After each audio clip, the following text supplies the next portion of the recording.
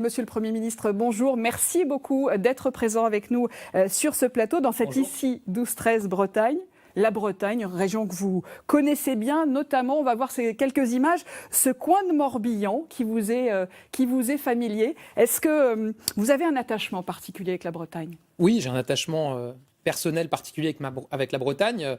Mes grands-parents y résidaient. À l'île aux Moines, on le voit derrière absolument, et j'ai passé mes vacances depuis que je suis né ici. Je me sens chez moi en Bretagne. Et puis j'ai un attachement politique, évidemment, avec la Bretagne, qui est une terre profondément humaniste, profondément progressiste, profondément européenne aussi. Et c'est pour ça que pour mon premier déplacement dédié à la campagne des élections européennes, j'ai décidé de venir ici en Bretagne.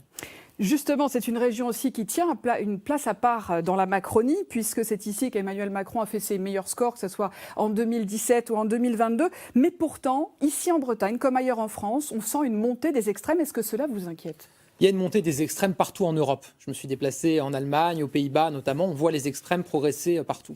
Et c'est ce qui fait de ces élections européennes les plus importantes depuis les premières élections européennes en 1979, parce que jamais on n'a connu un tel risque d'avoir l'extrême droite ayant une capacité de blocage au Parlement européen, ce qui très concrètement signifierait la fin de l'Europe.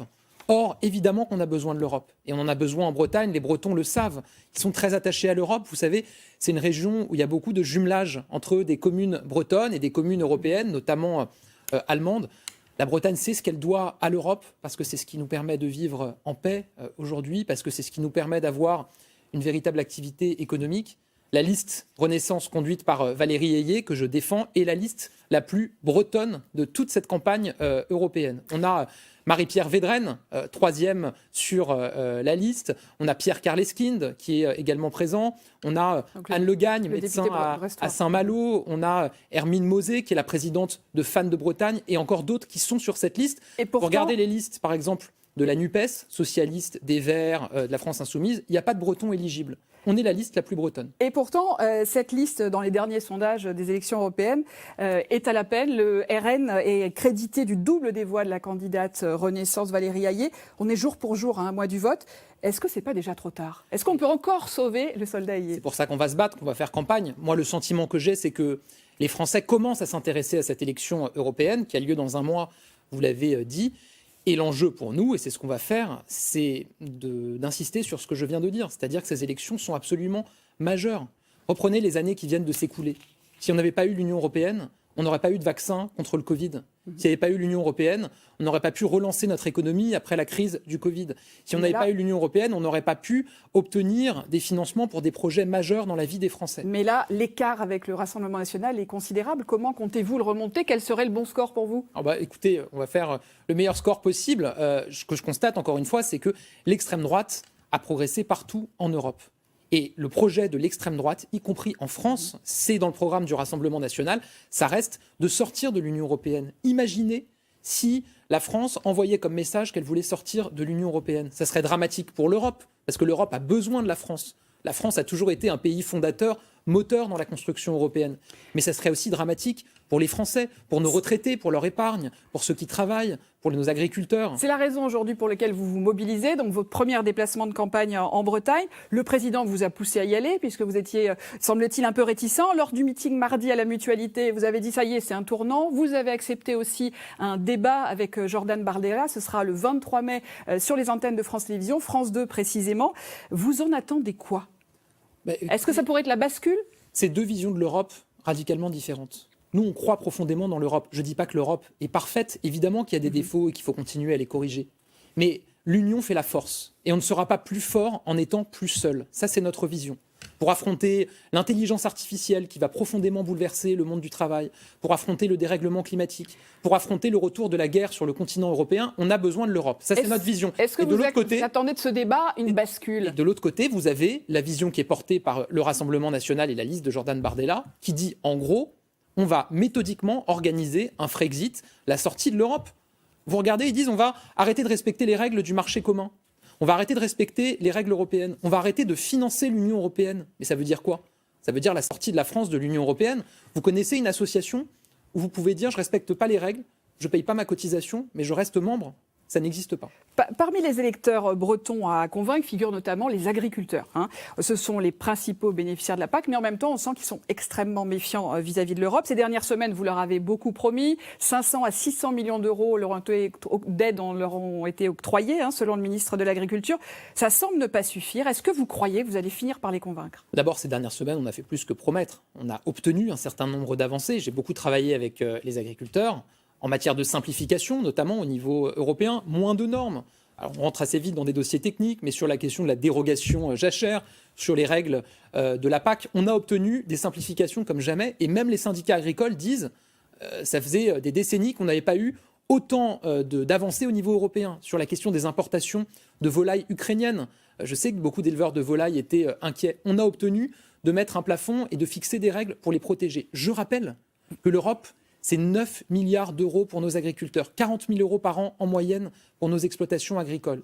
Et donc, fragiliser la France en Europe, sortir de l'Union européenne, ça serait un cataclysme pour nos agriculteurs. Vous avez fait de larges concessions aussi sur le côté environnemental, notamment avec le plan Ecophyto qui a été réécrit. Donc il y a une nouvelle version Ecophyto 2030, avec le choix d'un nouvel indicateur un peu moins ambitieux au niveau de la réduction des pesticides. Et je vous propose d'écouter Michel Bénard. C'est le président du collectif de soutien aux victimes des pesticides de l'Ouest. Il a souhaité vous poser une question à ce sujet. Et vous allez voir, il ne mâche pas ses mots.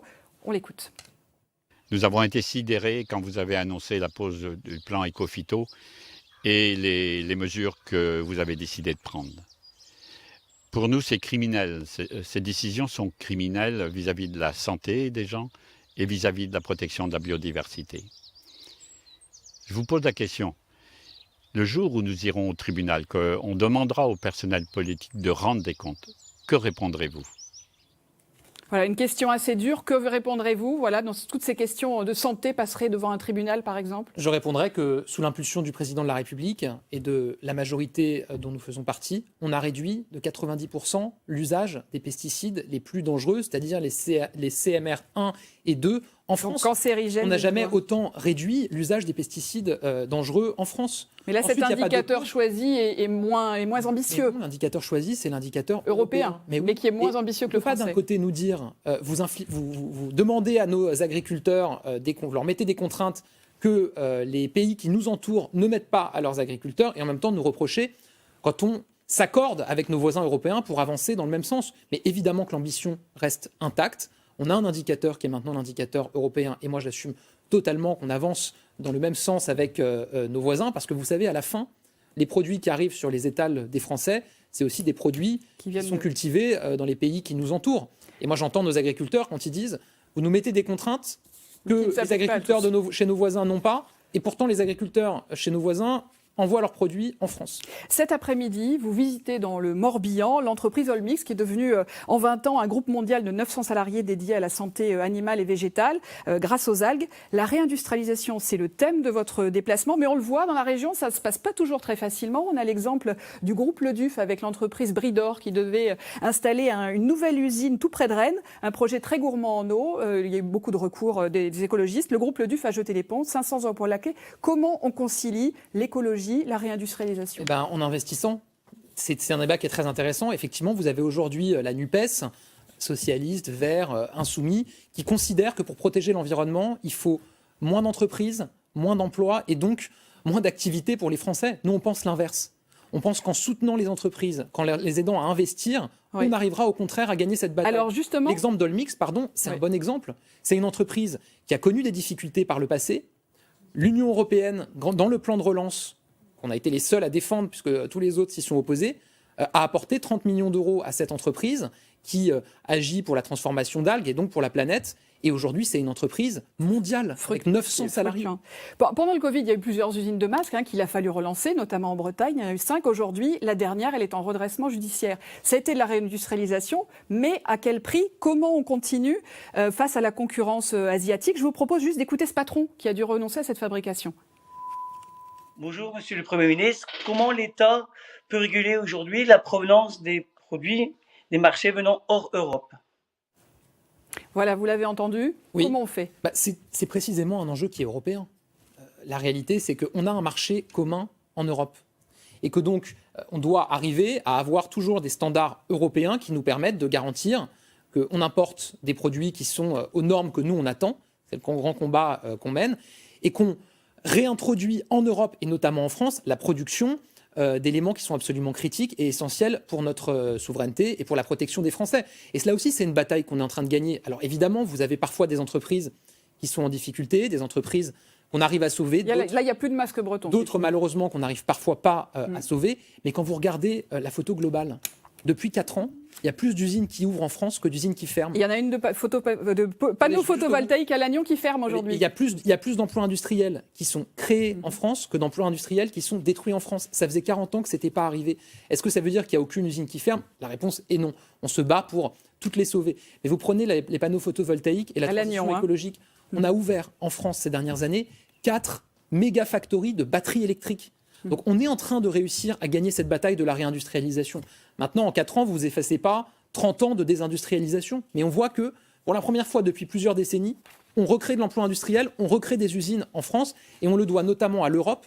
Et tous ceux qui se battent pour l'industrie et pour les emplois doivent se battre pour la présence de la France dans l'Union européenne, parce que sans l'Europe, c'est des marchés en moins pour nos entreprises qui commercent avec d'autres pays européens et donc des emplois en moins pour les Français.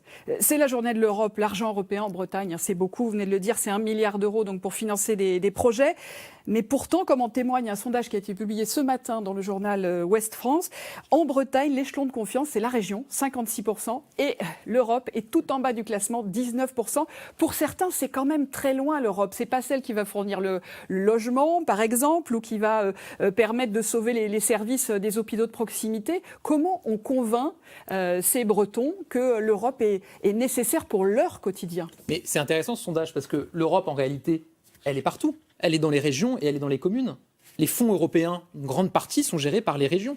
Et donc il y a beaucoup de projets portés par la région et donc soutenus par les Bretons qui sont financés par l'Europe. Vous l'avez dit, c'est 1 milliard d'euros. Très concrètement, c'est quoi? C'est plusieurs centaines d'écoles qui ont pu s'équiper en tableaux numériques, par exemple, grâce aux fonds européens. C'est plusieurs centaines d'EHPAD, maisons de retraite, qui ont pu être rénovées grâce aux fonds européens. C'est probablement le rond-point que vous allez emprunter avec votre voiture ou un morceau de route que vous allez emprunter, qui ont été cofinancés par l'Union européenne. L'Europe, elle est partout dans nos vies. Elle est dans les équipements que vous empruntez avec votre voiture, elle est dans la rénovation de notre patrimoine français, elle est dans les emplois de votre entreprise, qui bien souvent est lié au commerce européen.